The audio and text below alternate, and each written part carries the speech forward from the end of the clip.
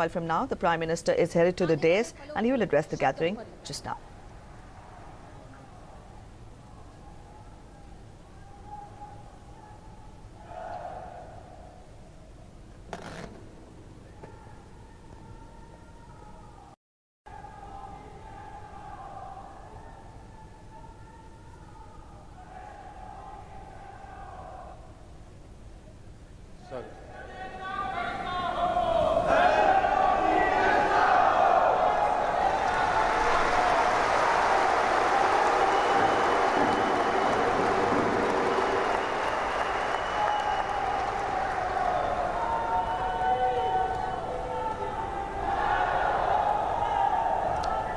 सगळ्या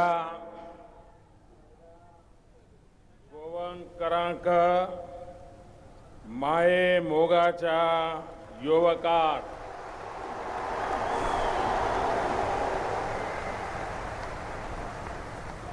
मंच पर विराजमान गोवा की राज्यपाल महोदया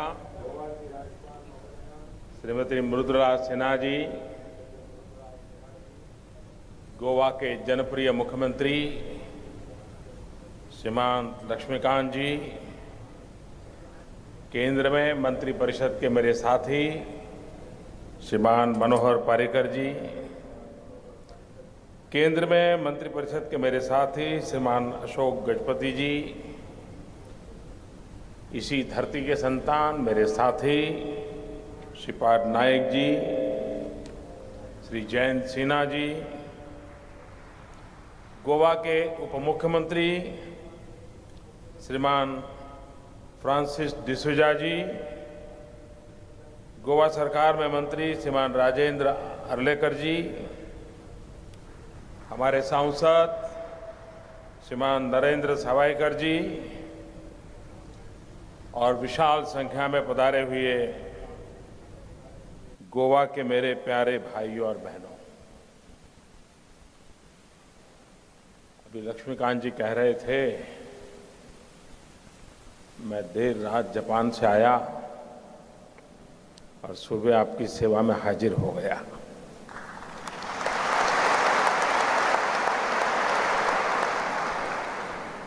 यहां से कर्नाटक जाऊंगा, कर्नाटक से महाराष्ट्र जाऊंगा और देर रात दिल्ली में जाके भी मीटिंग करूंगा।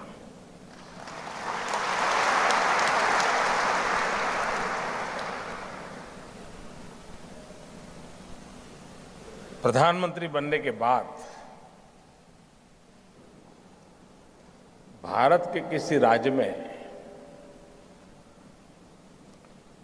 एक रात्रि से ज्यादा अगर मैंने कहीं मुकाम किया तो गोवा में किया।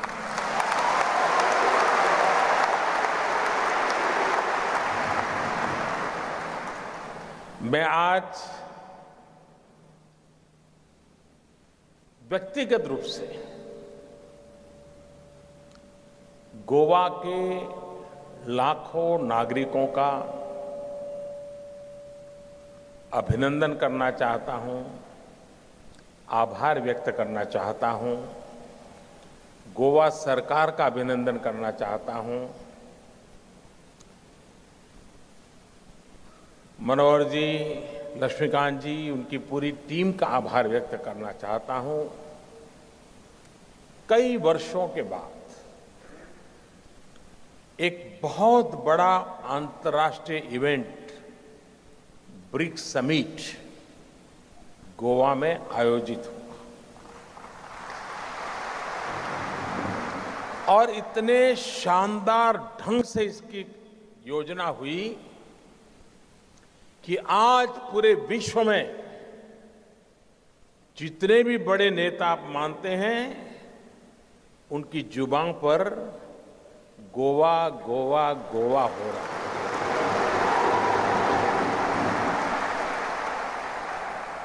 और इसलिए मैं सभी गोवा वासियों की, गोवा सरकार की, मुख्यमंत्री जी, मनोहर जी, उनके सभी साथियों की जी भर के सराहना करता हूं, अभिनंदन करता हूं। क्योंकि इससे सिर्फ गोवा की नहीं, पूरे हिंदुस्तान की इज्जत बढ़ी है, पूरे हिंदुस्तान का गौरव बढ़ा है और आपके कारण बढ़ा है। तो आप स्वाभाविक अभिनंदन के अधिकारी हैं। भाइयों बहनों, मेरे लिए खुशी की बात है, आपने देखा होगा कि गोवा में राजनीतिक अस्थिरता की बीमारी इस प्रकार से गोवा को बर्बाद कर दिया।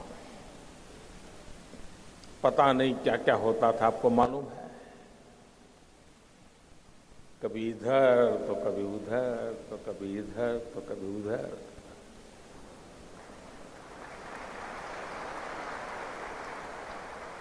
इस राजनीतिक अस्थिरता ने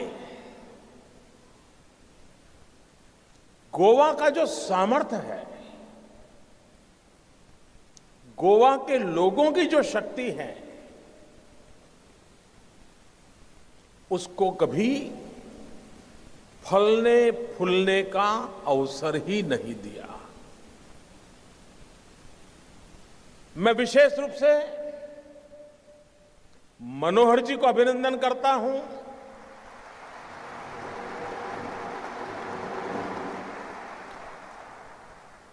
कि उन्होंने एक ऐसे पॉलिटिकल कल्चर को गोवा में लाया है, इसके कारण उनको सहन भी करना पड़ा है, उनको अच्छे अच्छे मित्र गंवाने भी पड़े हैं, लेकिन एकमात्र इरादा गोवा को नई ऊंचाइयों पर ले जाना। और इसलिए गोवा में पॉलिटिकल स्टेबिलिटी 5 साल तक एक सरकार चले, नीतियों के आधार पर चले, गोवा के विकास के लिए चले, लोक कल्याण के हित के लिए चले, ये उन्होंने करके दिखाया है। और 2012 से 2017 की स्थिरता का लाभ भरपूर मात्रा में गोवा को प्राप्त हुआ है। और इसलिए मैं यहां दोनों पार्टियां जो मिलकर के सरकार चला रही है, और सबसे बड़ी बात पॉलिटिकल स्टेबिलिटी दी है, इसके लिए, क्योंकि स्थिर सरकार चुनना ये जनता के हाथ में होता है और गोवा की जनता ने स्थिर सरकार की ताकत को समझा है। इसलिए मैं उनको बहुत बहुत अभिनंदन देता हूं, उनका वंदन करता हूं। मुझे आज इतनी खुशी हो रही है इस बात की, मैं प्रधानमंत्री हूं, लेकिन सबको मालूम है मैं किस पार्टी से हूं। लक्ष्मीकांत जी मुख्यमंत्री हैं, सबको मालूम है किस पार्टी से हैं। मनोहर जी मेरे साथी हैं, सबको मालूम है किस पार्टी से हैं। हम एक दूसरे की तारीफ करें तो लोगों को लगेगा ठीक है भाई, आप तो बोलेंगे ही ना। लेकिन मुझे खुशी हुई कि एक सप्ताह के पहले एक इंडिपेंडेंट एजेंसी ने, एक बहुत बड़े मीडिया हाउस ने हिंदुस्तान के छोटे राज्यों के हालत का जायजा लिया, अलग अलग पैरामीटर पर सर्वे किया। और आज मुझे खुशी हो रही है कि मेरे इन साथियों ने छोटे राज्यों में गोवा को एक चमकते सितारे की तरह पेश कर दिया है। देश के सभी छोटे राज्यों में, देश के सभी छोटे राज्यों में तेज गति से, चाहे सोशल सिक्योरिटी का मसला हो, स्वास्थ्य का मसला हो, इंफ्रास्ट्रक्चर का क्षेत्र हो, गोवा को तेज गति से नई ऊंचाइयों पर ले गए हैं और गोवा नंबर 1 बना है। मैं बहुत और इसमें गोवा वासियों का योगदान है ही है, उसके बिना ये संभव नहीं होता। और इसलिए मैं आज इस अवसर पर जितना अभिनंदन करूं, जितना धन्यवाद करूं, उतना कम है। मैं जब गुजरात में मुख्यमंत्री था, मनोहर जी यहां मुख्यमंत्री थे, तो मैं एक सीक्रेट बताता हूं आपको।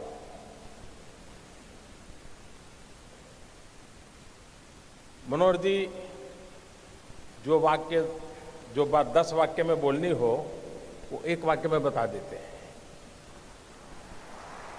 तो कभी कभी समझने में भी कठिनाई होती है, तो वो मानते हैं कि आपने समझ लिया, वो IITian है, मैं बड़ा सामान्य इंसान हूं। लेकिन मैं जब गुजरात में था, तो उनकी जब मैं योजनाओं का अध्ययन करता था मुख्यमंत्री के नाते, और मैं देख रहा था कि यहां के गरीब से गरीब व्यक्ति की मुसीबतों को वो कैसे समझते हैं और उसके रास्ते कैसे खोजते हैं। हर योजनाएं, बाद में लक्ष्मीकांत जी ने भी इसको आगे बढ़ाया। जब मैं देखता था गृह आधार योजना, वार्षिक 3 लाख से कम आय वाले जो महिलाएं हैं, उनको 1500 रुपये की मदद। देश में कई राज्यों को पता तक नहीं होगा कि गोवा में ऐसी योजना शुरू की गई थी। दयानंद सरस्वती सुरक्षा योजना सीनियर सिटीजन्स के लिए, करीब 1.5 लाख सीनियर सिटीजन को इसका लाभ मिलता है, प्रति मास 2000 रुपये। ये सारी चीजें हिंदुस्तान में कहीं नहीं है भाइयों, ये गोवा में है। भाइयों बहनों, लाडली लक्ष्मी योजना, गोवा और मध्य प्रदेश ने इसको प्रारंभ किया और 18 साल की बच्चियों को 1 लाख रुपया। आज गोवा में 45,000 हमारी बेटियां इसकी हकदार बनी हैं। 45,000 बेटियां।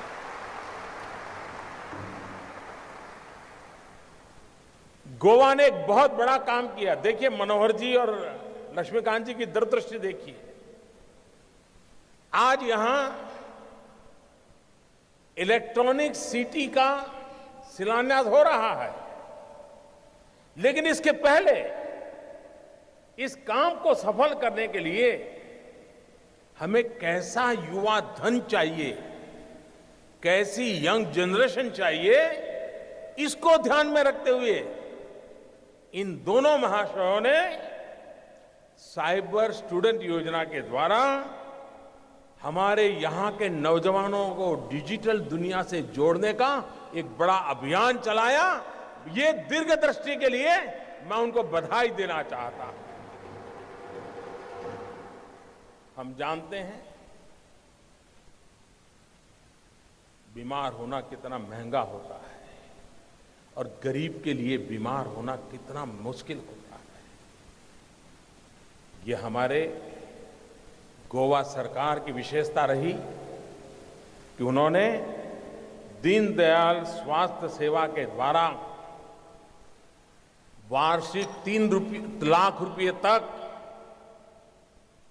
करीब 2.25 लाख परिवार, यानी एक प्रकार से पूरी गोवा के सभी परिवार आ गए। इनको सुरक्षा का कवच दिया है, उनके स्वास्थ्य की भी चिंता की है। किसान हो, फिशरमैन हो, यानी एक प्रकार से योजनाओं का अंबार है और ये जन सामान्य की भलाई के लिए है। ऐसे गोवा में आकर के जो विकास के रास्ते पर आगे बढ़ रहा है, देश के प्रधानमंत्री को भी अपना सर झुकाने में आनंद आता है, गर्व होता है। आज यहां 3 प्रोजेक्ट का आरंभ हो रहा है। Mopa new greenfield airport. शायद गोवा में जिन लोगों की उम्र आज 50 साल हो गई होगी, वो भी जब से समझना शुरू किया है तब से ये सुनते आए हैं कि एक दिन गोवा में अपना एयरपोर्ट बनेगा, हवाई जहाज आएंगे, लोग उतरेंगे, टूरिज्म बढ़ेगा। सुना है कि नहीं सुना है? सुना है कि नहीं सुना है? बताइए। सब सरकारों ने बोला है कि नहीं बोला है? सब पॉलिटिकल पार्टियों ने बोला है कि नहीं बोला है? लेकिन चुनाव गया, हवाई जहाज के ठिकाने पर, गोवा के ठिकाने पर। ऐसा हुआ है कि नहीं हुआ है भाइयों, बताओ मुझे। आज मुझे संतोष है कि अटल बिहारी वाजपेयी जी ने जो वादा किया था, आज मुझे उसको पूरा करने का अवसर मिल रहा है। और ये सिर्फ आकाश में जहाज उड़ेंगे और आपके एक नए एयरपोर्ट पर आएंगे, ऐसा नहीं है। गोवा की जनसंख्या है 15 लाख। ये व्यवस्था विकसित होने से 3 गुना लोग, आप 15 लाख लोग हैं, करीब 50 लाख लोग आना शुरू कर देंगे। आप कल्पना कर सकते हैं टूरिज्म कितना बढ़ेगा। और गोवा का टूरिज्म बढ़ना मतलब हिंदुस्तान के टूरिज्म सेक्टर को एक नई ताकत देने वाला ये सबसे सामर्थ्यवान जगह है। इस बात को भली भांति हम समझते हैं। गोवा की सुविधा तो बढ़ेगी, गोवा वासियों की सुविधा बढ़ेगी। और मुझे विश्वास है कि इसके निर्माण कार्य में भी यहां के हजारों नवयुवकों को रोजगार मिलेगा और निर्माण होने के बाद यहां की इकोनॉमी को, यहां के टूरिज्म को एक बहुत बड़ा अवसर इस गोवा को मिलने वाला है। ये मैं साफ देख रहा हूं। भाइयों बहनों, आज यहां एक इलेक्ट्रॉनिक मैन्युफैक्चरिंग सिटी का भी शिलान्यास हुआ है। कोई ये मत समझे कि ये सिर्फ कोई इंडस्ट्रियल एस्टेट बन रहा है। बहुत कम लोगों को समझ पाएगा कि इलेक्ट्रॉनिक मैन्युफैक्चरिंग सिटी के निर्माण का मतलब क्या है। एक प्रकार से, और मेरे शब्द लिख करके रखना भाइयों बहनों, 21वीं सदी का मैं वो गोवा देख रहा हूं जहां digitally train, youth driven, most modern Goa का आज शिलान्यास हो रहा है। दोस्तों, ऐसे गोवा का शिलान्यास हो रहा है जो digitally train, youth driven Goa होगा, आधुनिक गोवा होगा, टेक्नोलॉजी से सामर्थ्यवान गोवा होगा। और बस सिर्फ गोवा की इकोनॉमी की या गोवा के नौजवानों के रोजगार का नहीं, ये भारत की शक्ल सूरत बदलने का गोवा एक पावर स्टेशन बन जाएगा। दोस्तों, ये मैं देख रहा हूं पूरी 21वीं सदी पर इस इनिशिएटिव का प्रभाव होने वाला है। भाइयों बहनों, आज एक तीसरा महत्वपूर्ण काम हम आगे बढ़ाने जा रहे हैं। हमारा स्पष्ट मत रहा है कि सुरक्षा के क्षेत्र में भारत ने अपने दम पर खड़ा होना चाहिए।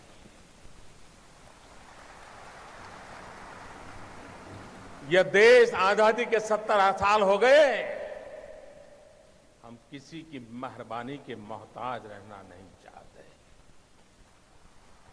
हम जिएंगे तो भी अपने बलबूते पर और मरेंगे तो भी अपनों के लिए मरेंगे, अपनी शान के लिए मरेंगे। क्या कारण है कि जिस देश के पास 800 युवा हो, 800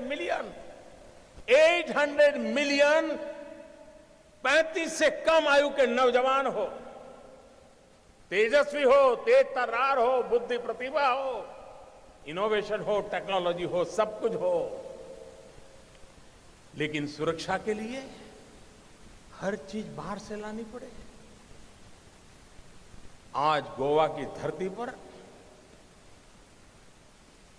सामुद्रिक सुरक्षा के क्षेत्र में मेक इन इंडिया की दिशा में एक अहम कदम उठाया जा रहा है। भाइयों बहनों, मैं आज गोवा का एक विशेष आभार भी व्यक्त करना चाहूंगा। अकबर के विषय में कहा जाता है कि उसकी टोली में नवरत्न थे और उन नवरत्नों से, विशेषताओं से चर्चा अकबर के कार्यकाल की होती थी। मैं भाग्यशाली हूं कि मेरे टीम में अनेक रत्न हैं, अनेक रत्न हैं। और उस रत्नों में एक चमकता हुआ रत्न मुझे गोवा वालों ने दिया है। उस रत्न का नाम है मनोहर पर्रिकर। कई वर्षों के बाद देश को एक ऐसा रक्षा मंत्री मिला है जिसने 40 साल पुराने हमारे फौज की समस्याओं का समाधान करने के लिए दिन रात एक कर दिया। अगर मनोहर पर्रिकर जी का इतना पुरुषार्थ न होता, 40 साल से लटक रहा वन रैंक वन पेंशन का मेरे देश के लिए मर मिटने वाले जवानों का काम अधूरा रहा होता। मैं मनोहर जी को बधाई देता हूं और आपका आभार व्यक्त करता हूं कि आपने मुझे मनोहर जी दिए। ऐसा सामर्थ्यवान देश का कोई रक्षा मंत्री पिछले कुछ समय में ऐसा नहीं आया जिस पर कहीं न कहीं उंगली न उड़ी हो। आज हम तेज गति से निर्णय कर रहे हैं, विश्व के साथ समझौते कर रहे हैं, देश की सुरक्षा बढ़ाने के लिए आवश्यक फैसले कर रहे हैं। 2.5 साल हो गए, रक्षा मंत्रालय पर कहीं से किसी ने उंगली तक नहीं उठाई है।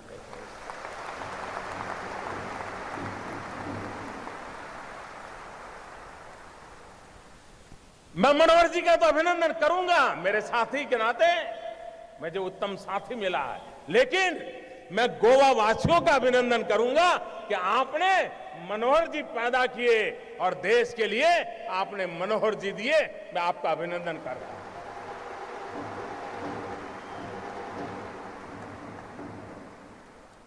भाइयों बहनों, ये जो mine counter measure vessel program है MCMV,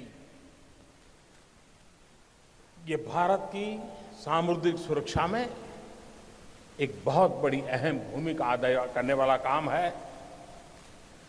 इससे लोगों को रोजगार तो मिलना ही मिलने वाला है, इस क्षेत्र के विकास के लिए भी काम होने वाला है।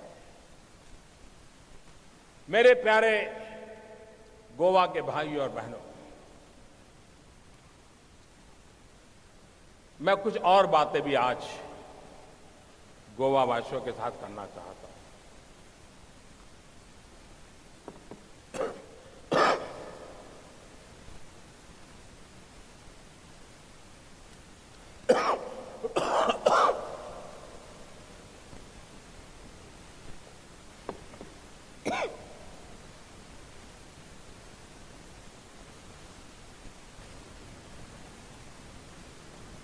8 तारीख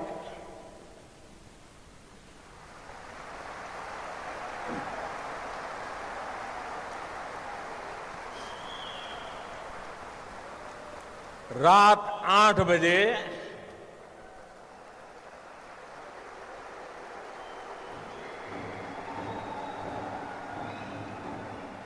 देश के करोड़ों लोग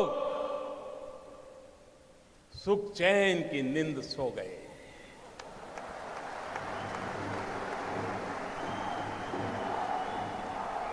और देश के लाखों लोग नींद के लिए गोलियां खरीदने जा रहे हैं, गोलियां नहीं मिल रही है।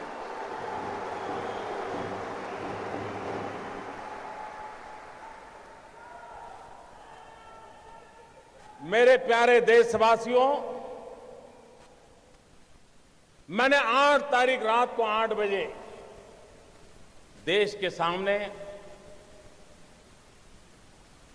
काले धन के खिलाफ, भ्रष्टाचार के खिलाफ मैं जो लड़ाई लड़ रहा हूं, देश जो लड़ाई लड़ रहा है, हिंदुस्तान का ईमानदार इंसान जो लड़ाई लड़ रहा है, उस दिशा में एक अहम कदम उठाया है।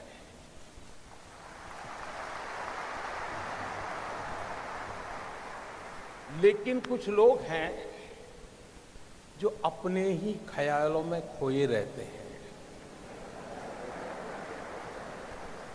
वे अपनी नाप पट्टी लेकर के ही किसी को नापते रहते हैं और उसमें फिट नहीं होता है तो देखते हैं यार कुछ गड़बड़ है। अगर इस देश के अर्थशास्त्रियों ने, इस देश के पल्सिस को समझ करके एनालिसिस करने वालों ने,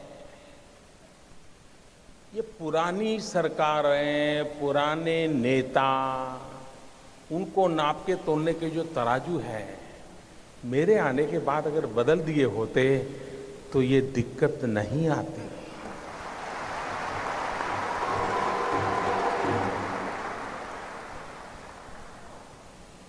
उनको समझ आना चाहिए था कि ऐसी सरकार देश ने चुनी है जिसके पास से देश की अपेक्षा है। आप मुझे बताइए भाइयों बहनों, 2014 में आपने वोट दिया था, भ्रष्टाचार के खिलाफ दिया था कि नहीं दिया था? आप मुझे बताइए, आपने एक काम करने के लिए मुझे कहा था कि नहीं कहा था? काले धन के खिलाफ काम करने के लिए आपने मुझे कहा था कि नहीं कहा था? आपने मुझे कहा था तो मुझे करना चाहिए कि नहीं करना चाहिए?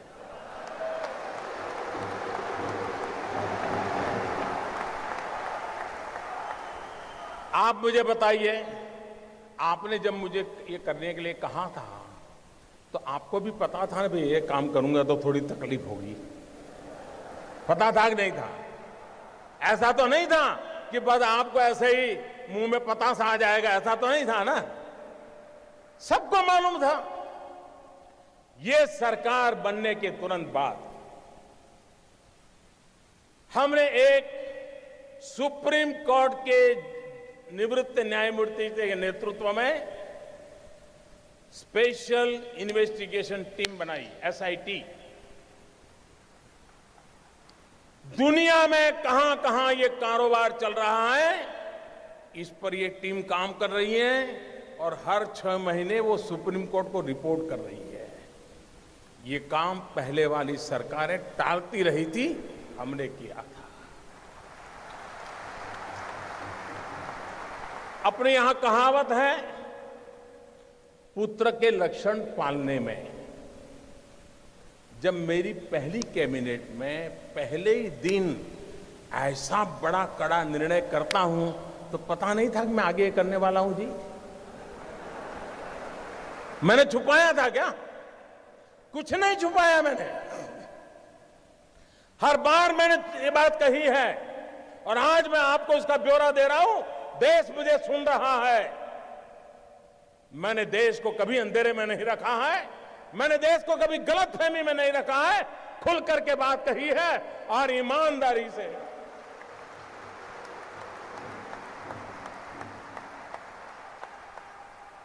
भाइयों बहनों,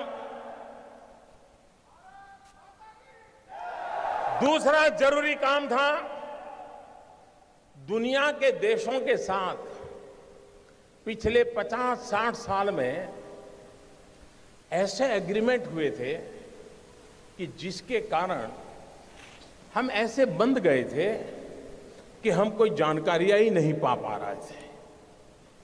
हमारे लिए बहुत जरूरी था कि दुनिया के देशों से पुराने जो एग्रीमेंट है उसमें बदलाव करें, कुछ देशों के साथ नया एग्रीमेंट करें। अमेरिका जैसे देशों को मैं समझाने में सफल हुआ कि आप हमारे साथ एग्रीमेंट कीजिए और आपकी बैंकों में किसी हिंदुस्तानी का पैसा है, आता है या जाता है, हमें तुरंत पता चलना चाहिए।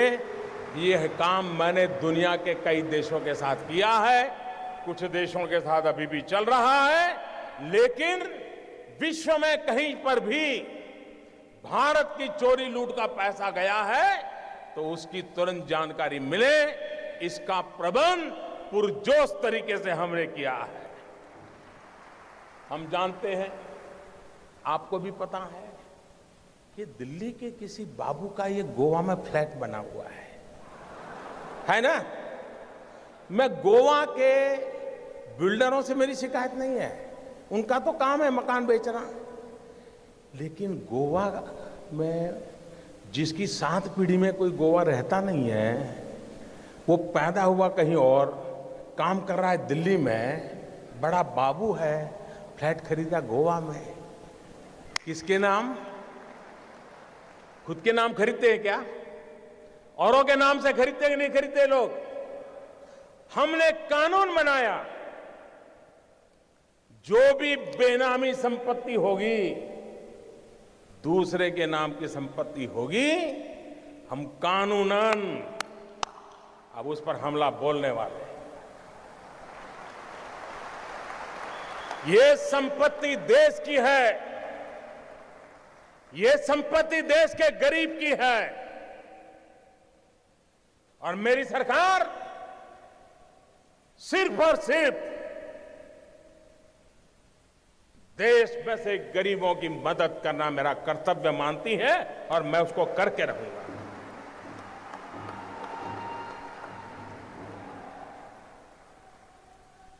हमने देखा है, घर में शादी हो, ब्याह हो, कुछ काम हो, ज्वेलरी खरीदते हैं, बीबी का जन्मदिन हो, ज्वेलरी खरीदते हैं, कभी सोना खरीदते हैं, और ज्वेलर भी कोई बात नहीं, ले जाइए साहब, थैला भर करके ले आइए, ले जाइए, न बिल देना, न लेना, न कोई हिसाब रखना, कुछ नहीं साहब। चल रहा था कि नहीं चल रहा था? सब कैश चलता था कि नहीं चलता था? ये कोई गरीब लोग करते थे क्या? ये बंद होना चाहिए कि नहीं होना चाहिए?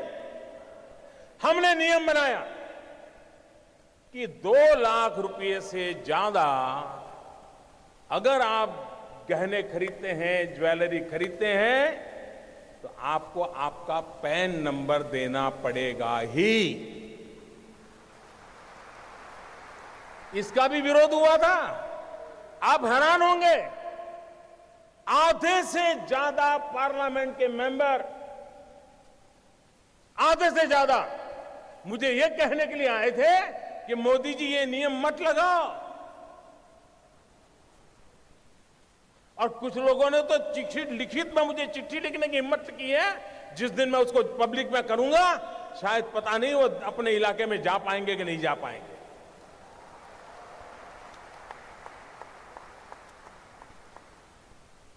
अगर आपके पास पैसे हैं, आप सोना जवाहरात खरीदते हैं, हम इतना ही कहते हैं कि भाई आपका जो इनकम टैक्स का पैन नंबर है वो लिखवा दीजिए, पता तो चले कौन लेता है, पैसा कहां से आता है, कहां जाता है। भाइयों बहनों, ये 70 साल की बीमारी है और मुझे 17 महीने में मिटानी है।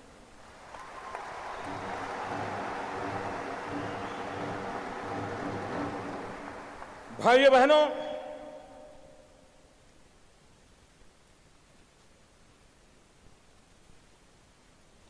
हमने एक और काम किया, पहले की सरकारों ने भी किया था। ये जो ज्वेलर्स है, क्योंकि ज्यादातर हमारे यहां सोना वगैरह की बात कर रहा, उन पर कोई एक्साइज ड्यूटी नहीं लगती थी।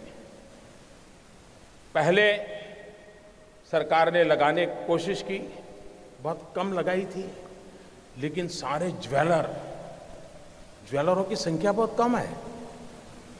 एक गांव में 1-2 ही होते हैं, बड़े शहर में 50-100 होते हैं, लेकिन उनकी ताकत बड़ी गजब है साहब।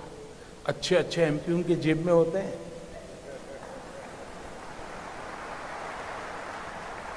और ज्वेलरी पर जब एक्साइज लगाई तो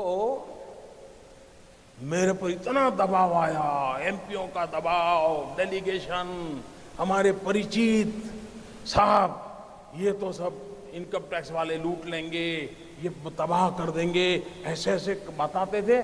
मैं भी डर गया कि यार मैं ये करूंगा पता नहीं क्या हो जाएगा। मैंने कहा ऐसा करो भाई, 2 कमेटी बनाते हैं, वार्ता करेंगे, चर्चा करेंगे।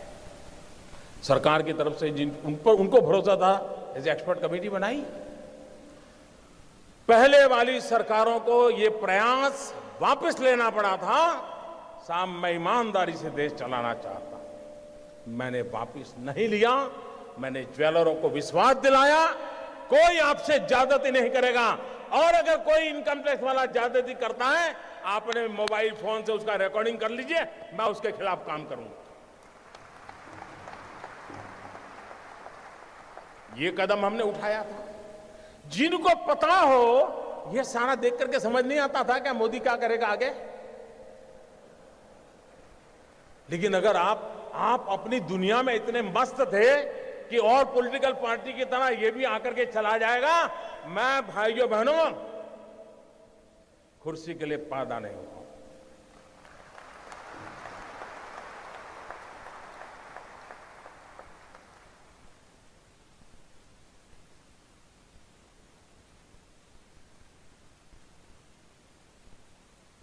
मेरे देशवासियों, मैंने घर, परिवार,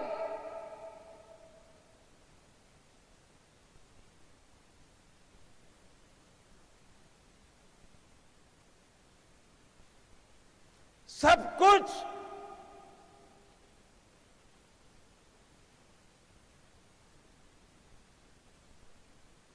देश के लिए छोड़ा है।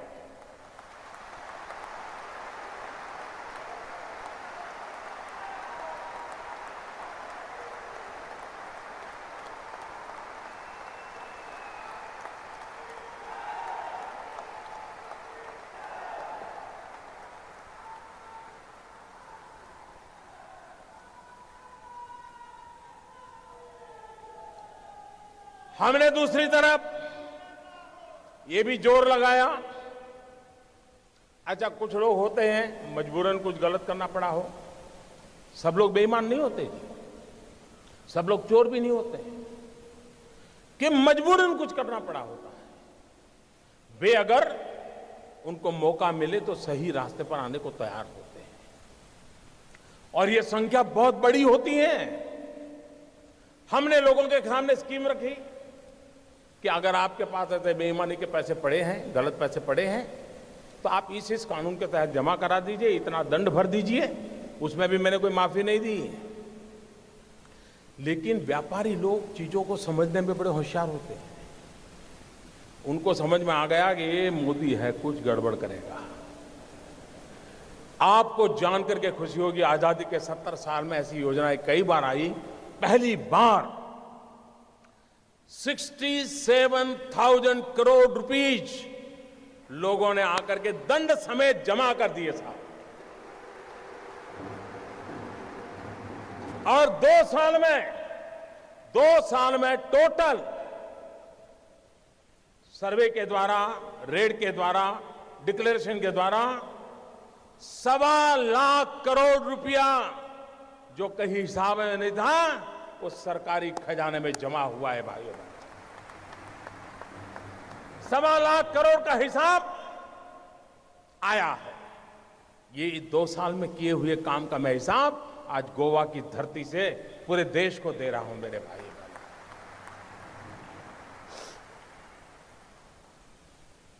उसके बाद हमें मालूम था मुझे क्या करना है। हमने जनधन अकाउंट खोले। जब मैं ये स्कीम लेके आया था तो मेरी कैसे मजाक हुई थी, पार्लियामेंट में भाषण कैसे हुई थी आपको याद होगा। मुझे पता नहीं क्या क्या कहा जाता था। उनको लग रहा था कि मोदी के बाल नोच लेंगे तो मोदी डर जाएगा। अरे मोदी को जिंदा जला दोगे तो भी मोदी डरता नहीं।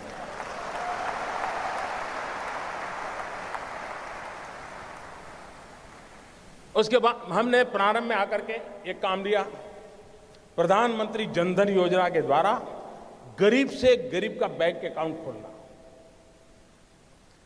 उस समय लोगों को समझ नहीं आया कि मोदी बैंक अकाउंट खोला कौन रहा है। अब लोगों को समझ आएगा कि इस बैंक अकाउंट का क्या फायदा होने वाला है। करीब करीब 20 करोड़ से ज्यादा लोग, गरीब लोगों के बैंक अकाउंट खोले। और हिंदुस्तान में अमीर लोगों के जेब में, बटवे में भांति भांति बैंक को क्रेडिट और डेबिट कार्ड होते हैं।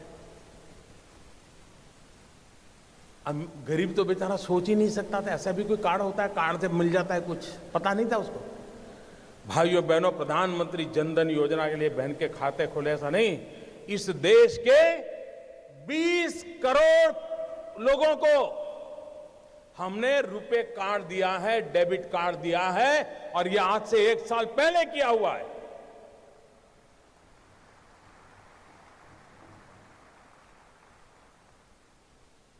उस डेबिट कार्ड से अगर उसके खाते में पैसे हैं, वो बाजार से कोई भी चीज खरीद सकता है, उसकी व्यवस्था उसमें उपलब्ध है भाई। लेकिन लोगों को लगा नहीं, जैसे हर पॉलिटिकल काम होता है वैसे ही पॉलिटिकल काम नहीं था। मैं धीरे धीरे धीरे देश की आर्थिक तबीयत सुधारने के लिए अलग अलग दवाइयां दे रहा था, धीरे धीरे डोज बढ़ा रहा था। मैं डोज धीरे धीरे बढ़ा रहा था। अब भाइयों बहनों, मेरे देश के गरीबों की अमीरी देखिए। मैंने तुमको कहा था कि 0 अमाउंट से आप खाता खोल सकते हैं। एक बार आपका बैंक में पैर आना चाहिए बस। ये आर्थिक व्यवस्था में कहीं आप भी होने चाहिए। लेकिन मेरे देश के गरीबों की अमीरी देखिए दोस्तों। ये आज जो अमीर लोग रात को सो नहीं पाते हैं ना, गरीबों की अमीरी देखिए दोस्तों। मैंने तो कहा था कि 0 रकम से आप बैंक अकाउंट खोल सकते हैं, लेकिन मेरे देश के गरीबों ने बैंकों में जनधन अकाउंट में 45,000 करोड़ रुपया जमा करवाया दोस्तों। 45,000 करोड़ रुपया।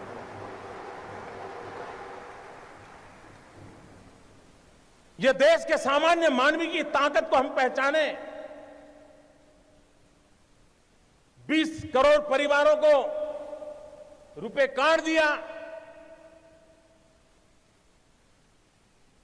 फिर भी कुछ लोग मानते ही नहीं थे। उनको लगता था यार कोई राजनीतिक गोटी बिठा देंगे तो हो जाएगा मामला। हमने एक बहुत बड़ा सीक्रेट ऑपरेशन किया। मनोहर जी वाला तो मैं नहीं कर सकता हूं।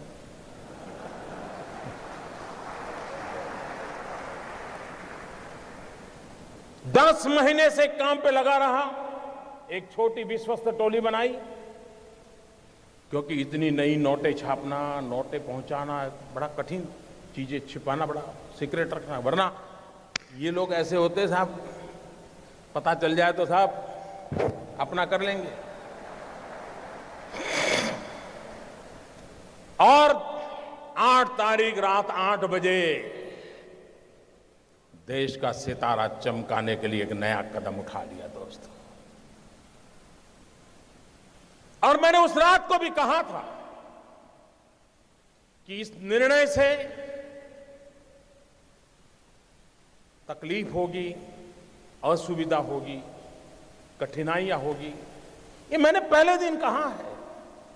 लेकिन भाइयों बहनों, मैं आज देश के उन करोड़ों लोगों के सामने सर झुकाता हूं कि सिनेमा के थिएटर पर लाइन लगाते हैं ना, वहां भी झगड़ा हो जाता है। मैं देख रहा हूं पिछले 4 दिन से हजारों लोग पैसों के लिए कतार खड़ा के गए हैं, लेकिन हर एक के मुंह से एक ही आवाज आ रही है कि ठीक है, मुसीबत हो रही है, तकलीफ हो रही है, पैर दुख रहे हैं, लेकिन देश का भला हो। मैं आज सार्वजनिक रूप से बैंक के सभी कर्मचारियों का अभिनंदन करता हूं। 1 साल में, मेरे शब्द लिखिए, 1 साल में बैंक के मुलाजिम को जितना काम करना पड़ता है ना, उससे ज्यादा काम वो पिछले 1 हफ्ते से कर रहा है जी, उससे ज्यादा काम कर रहा है। मुझे खुशी हुई, मैंने सोशल मीडिया में देखा, रिटायर्ड बैंक के कर्मचारी, किसी की उम्र 70 साल, किसी की 75 साल, वो बैंक में गए, उन्होंने कहा साहब रिटायर हो गए हैं, लेकिन इस पवित्र काम में हमें आता है, अगर आप हमें बिठा करके काम में लगाना चाहते हैं तो हम हमारी सेवा देने के लिए तैयार। मैं उन रिटायर्ड बैंक के कर्मचारियों का भी आज अभिनंदन करना चाहता हूं, जिन्होंने अपनी सेवाएं देने के लिए अपनी पुरानी ब्रांच में जाकर के मदद करने के लिए गुहार लगाई है। मैं उनका अभिनंदन करता हूं। मैं उन नौजवानों का अभिनंदन करता हूं जो कतार के बाहर धूप में खड़े रह करके अपने खर्चे से लोगों को पानी पिला रहे हैं, सीनियर सिटीजन के बिठाने के लिए कुर्सियां लेकर के दौड़ रहे हैं। चारों तरफ देश की युवा पीढ़ी खास करके इस समय इस काम को सफल करने के लिए काम में लगी है। इस काम की सफलता का कारण 8 तारीख के 8 बजे मोदी का निर्णय नहीं है।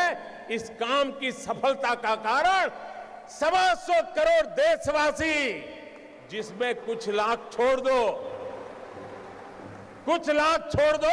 ये जी जान से लगे हैं, इसलिए ये योजना सफल होना सुनिश्चित है। भाइयों बहनों, मैं दूसरी बात बताना चाहता, मुझे बताइए, हमारे देश में मतदाता सूची, वोटर्स लिस्ट, सभी पॉलिटिकल पार्टियां मतदाता सूची बनाने में काम करती है, नहीं करती है? सरकार की सभी लोग काम करते हैं कि नहीं करते हैं? सारे टीचर्स करते हैं कि नहीं करते हैं? उसके बावजूद भी जिस दिन पोलिंग होता है, शिकायत आती है कि नहीं आती है? मेरा नाम निकल गया, हमारी सोसाइटी का नाम निकल गया, मुझे वोट नहीं देने देते। मुसीबत आती है कि नहीं आती है? इतना सारा ओपन होने के बाद भी तकलीफ आती है कि नहीं आती है? भाइयों बहनों, हमारे देश में चुनाव होता है। चुनाव में तो क्या करना होता है? जाना, बटन दबाना, वापिस आना, इतना ही करना है ना। तो भी इस देश में करीब करीब 3 महीने 90 दिन तक चुनाव का काम चलता है, 90 दिन तक। और उसमें सारा पुलिस तंत्र, सीआरपीएफ, एसआरपी, बीएसएफ, गवर्नमेंट का हर मुलाजिम, पॉलिटिकल पार्टी के करोड़ों करोड़ों कार्यकर्ता सब लोग 90 दिन तक दिन रात मेहनत करते हैं, तब जाकर के हमारे जितने बड़े देश का चुनाव संपन्न होता है। 90 दिन लग जाते हैं। भाइयों बहनों, मैंने सिर्फ देश से 50 दिन मांगे हैं, 50 दिन। 30 दिसंबर तक मुझे मौका दीजिए मेरे भाइयों बहनों। अगर 30 दिसंबर के बाद कोई मेरी कमी रह जाए, कोई मेरी गलती निकल जाए, कोई मेरा गलत इरादा निकल जाए, आप जिस चौराहे में मुझे खड़ा करेंगे, मैं खड़ा होकर के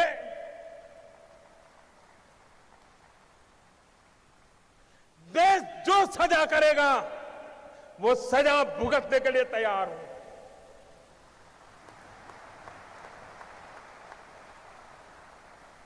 लेकिन मेरे देशवासी, दुनिया आगे बढ़ रही है, भारत की ये बीमारी देश को तबाह कर रही है। 800 मिलियन, 65%, 35 से कम उम्र वाले नौजवान, उनका भविष्य दांव पर लगा है। इसलिए मेरे भाइयों बहनों, जिनको राजनीति करनी है करें, जिनका लूट चुका है वो रोते रहे, गंदे आरोप लगाते रहे, लेकिन मेरे ईमानदार देशवासियों, आइए मेरे साथ चलिए। सिर्फ 50 दिन, 30 दिसंबर के बाद मैं आपने जैसा हिंदुस्तान चाहा है वो देने का वादा करता हूं मेरे दोस्त।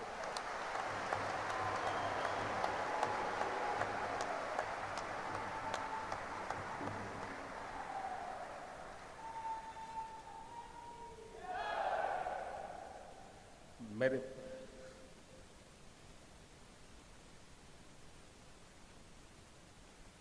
किसी को तकलीफ होती है,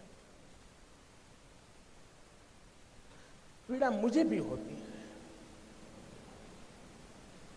ये मुद्दा मेरे अहंकार का नहीं है।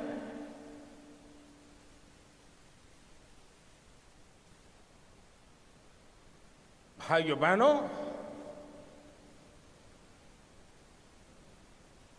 मैंने बुराइयों को निकट से देखा है।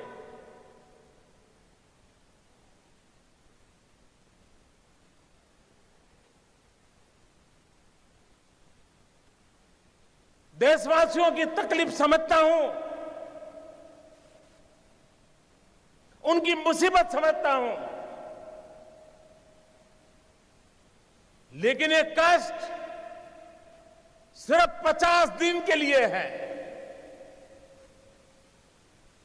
50 दिन के बाद हम सफाई में सफल हो गए, और एक बार सफाई हो जाती है ना, तो छोटा मोटा मच्छर भी नहीं आता है मेरे प्यारे भाई, ना, छोटा मोटा मच्छर भी नहीं।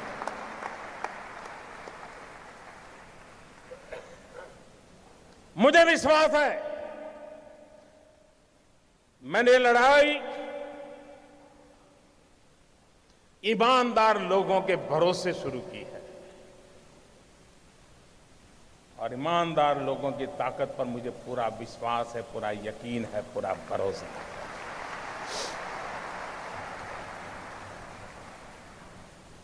और आप कल्पना नहीं कर सकते कैसे कैसे लोगों का डूब रहा है। मां गंगा को भी आश्चर्य हो रहा है। कल जो चवन्नी नहीं डालते थे, आज वो नोटे बहाने आ रहे हैं। वो गरीब विधवा मां मोदी को आशीर्वाद देती है कि बेटा, कभी बेटा या बहू देखते नहीं थे, कल आए थे 2.5 लाख बैंक में जमा कराने के लिए। उन गरीब विधवा माओं के आशीर्वाद देश की सफलता के यज्ञ को आगे बढ़ाएंगे। और आपने देखा कैसे कैसे लोग 2G स्कैम, कोयला स्कैम, अरबों खरबों, मालूम है ना साहब, मालूम है ना। आज 4,000 रुपया बदलने के लिए लाइन में खड़े रहना पड़ता है जी।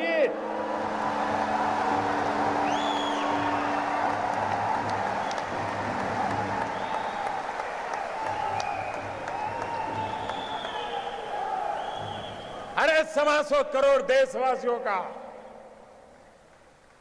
प्यार न होता, विश्वास न होता, सरकारें तो आती और चली जाती। मेरे भाइयों बहनों, ये देश अजरा अमर है, ये देश का भविष्य उज्जवल है। इस उज्जवल भविष्य के लिए कष्ट झेलना, कुछ मैं कभी कभी हैरान हूं। अभी कल मुझे एक पत्रकार बंधु से बात हुई, मैंने आप तो मुझे दिन रात कहते हो मोदी जी बस युद्ध हो जाए, युद्ध हो जाए। मैंने कहा फिर तकलीफ होगी तो क्या करोगे? बिजलियां बंद हो जाएगी, चीजें आना बंद हो जाएगी, रेलवे कैंसिल हो जाएगी, रेलवे में फौज के लोग जाएंगे, आप नहीं जा पाएंगे, तब क्या करोगे? अच्छा, बोले ऐसा होता है।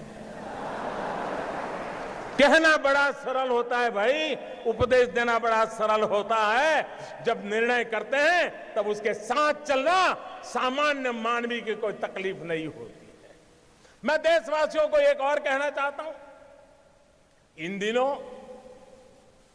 बहुत लोगों की इस भ्रष्टाचार या काले धन के मुद्दे पर बोलने की हिम्मत नहीं है, क्योंकि जो भी बोला है पकड़ा जाता है। क्या तुझ कुछ दान में काला है? हर कोई हंसते हुए चेहरे बोल रहा है नहीं नहीं मोदी जी ने अच्छा किया, अच्छा किया।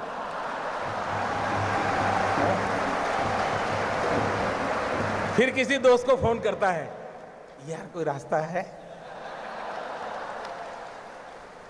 फिर वो कहता है यार मोदी जी है, सारे रास्ते बंद कर दिए।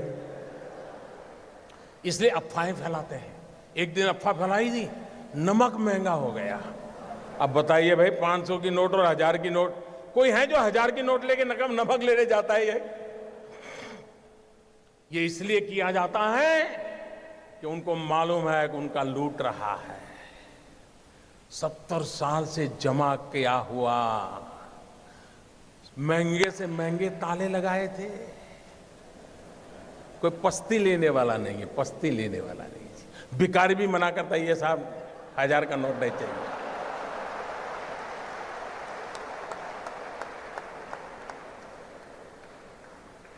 भाइयों बहनों, ईमानदार को कोई तकलीफ नहीं है। कुछ लोग अपनी नोट कहते हैं, मुझे सच मालूम नहीं, लेकिन चर्चा चल रही है, कहते 450 में बेच रहा है, कोई 500 की नोट, कोई 300 में दे रहा है। मैं देशवासियों को कहता हूं, आपका 500 रुपये में से एक नया पैसा कर्म करने की ताकत किसी की नहीं है। आपका 500 रुपया मतलब 499 एंड 100 पैसा पक्का।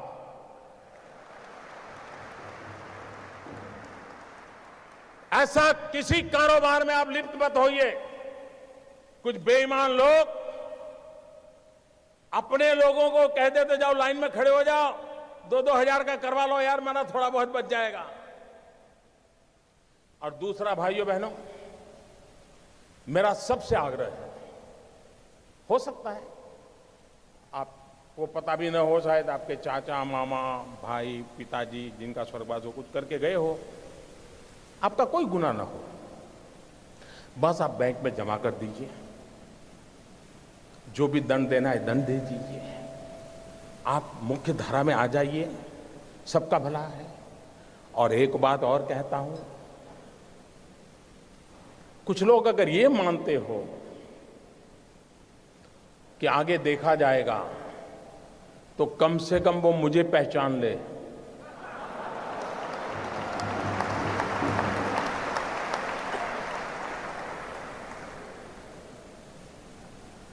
देश आजाद हुआ तब से अब तक का आपका कच्चा चिट्ठा मैं खोल दूंगा।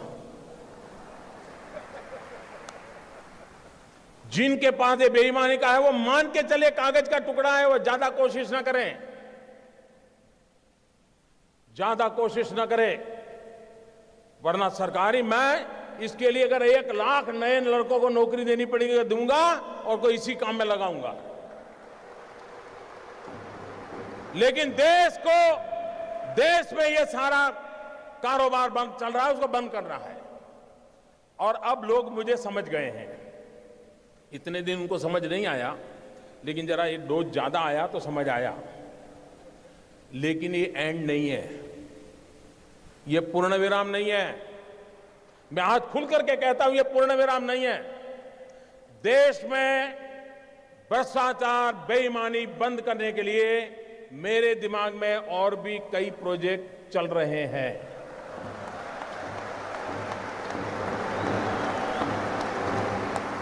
ये आने वाले हैं। ये ईमानदार लोगों के लिए मैं कर रहा हूं जी, देश के गरीब लोगों के लिए कर रहा हूं। मेहनत करके जिंदगी गुजार रहे हैं, उनको अपना घर मिले, उनके बच्चों को अच्छी शिक्षा मिले, उनके घर में बुजुर्गों को अच्छी दवाई मिले, इसके लिए मैं कर रहा हूं। मुझे गोवा वासियों के आशीर्वाद चाहिए। आप खड़े होकर के ताली बजा करके मुझे आशीर्वाद दें। देश देखेगा ईमानदार लोग। इस देश में ईमानदार लोगों की कमी नहीं है। इस देश में ईमानदार लोगों की कमी नहीं है। आइए ईमानदारी के इस काम में मेरा साथ दीजिए।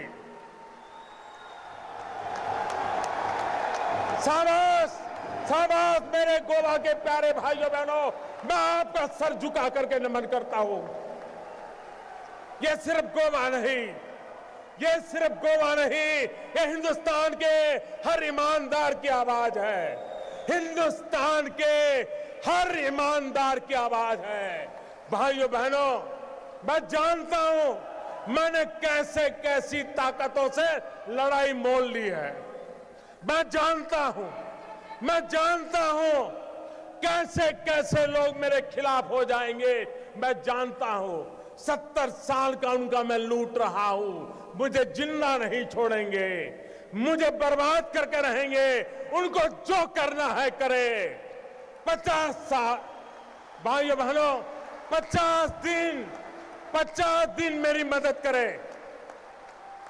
देश 50 दिन मेरी मदद करे। जोर से तालियों के साथ मेरी इस बात को स्वीकार कीजिए आप। बहुत बहुत धन्यवाद।